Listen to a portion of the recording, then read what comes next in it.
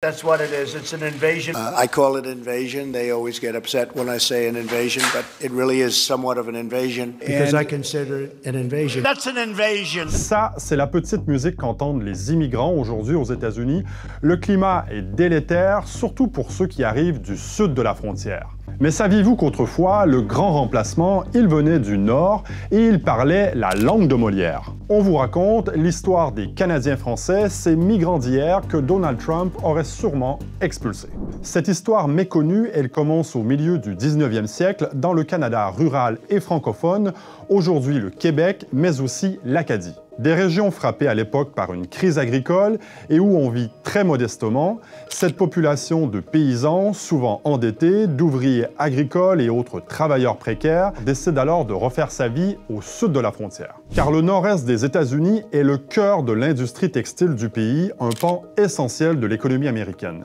Et ces manufactures, elles ont besoin de main-d'œuvre. Les Canadiens français, comme on les appelait à l'époque, y voient là un Eldorado.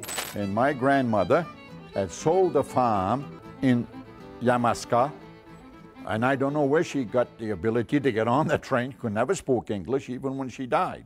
Come all the way down to Fitchburg, and that person who had invited her had a little apartment for her down in Lower Clegon, and she went in, and that's where she lived, and she brought in my father, my Uncle Arthur, and my Aunt Albany were living in a small apartment. En tout, de 1840 à 1930, près d'1 million de francophones vont venir s'installer au nord-est des États-Unis. C'est un exode gigantesque pour le Canada. Ces migrants vont travailler surtout dans le textile ou faire d'autres travaux manuels. Ils vivent dans des conditions précaires, près des manufactures, le travail est ardu. Mon père me disait le travail était rare. Alors mon père est arrivé ici, puis à 14 ans, il est entré aux filatures. Vous avez vu les filatures, le cordon de bâtisse en briques là, le long de la rivière. Là. Ça n'était pas tout construit, ça. C'est venu après. Mon père me disait qu'il travaillait à partir de 6 heures du matin jusqu'à 7 heures le soir pour 50 sous par semaine. Progressivement, ces migrants francophones et catholiques vont se regrouper dans des quartiers appelés Petit Canada. Ils fondent leurs propres écoles, pratiquent leur religion, et ça ne plaît pas à tout le monde. Car dans un pays à majorité anglo-protestante, cette population est perçue comme une race d'étrangers, pour reprendre le titre de ce livre publié par un Américain, David Vermette, descendant de cette vague d'immigration. D'abord, il y a les préjugés. Les Canadiens français sont perçus par les industriels comme des gens dociles, travailleurs, qui ne se plaignent pas du salaire, loin des agitations ouvrières, selon un rapport officiel en 1882. À la même époque, un éditorial du New York Times écrit ceci. Les Canadiens français constituent une classe particulière de personnes qui ne ressemblent guère à la population laborieuse, intelligente et économe de France. Ils ont conservé un caractère distinctif qui ne montre que peu de signes d'évolution ou d'amélioration. Ils sont pour la plupart ignorants et peu entreprenants. En fait, les eugénistes américains considèrent les francophones comme une race inférieure. Le raciologue américain Madison Grant écrit que le Canada est handicapé par la présence d'une masse indigeste de Canadiens français qui n'a guère plus d'importance pour le monde entier que les Noirs du Sud. Ces théoriciens critiquent aussi le sang mélangé des Canadiens français qui se sont autrefois alliés à des nations autochtones. Au Vermont, les francophones seront même visés par des programmes de stérilisation au même titre que d'autres immigrants, que les handicapés ou les autochtones.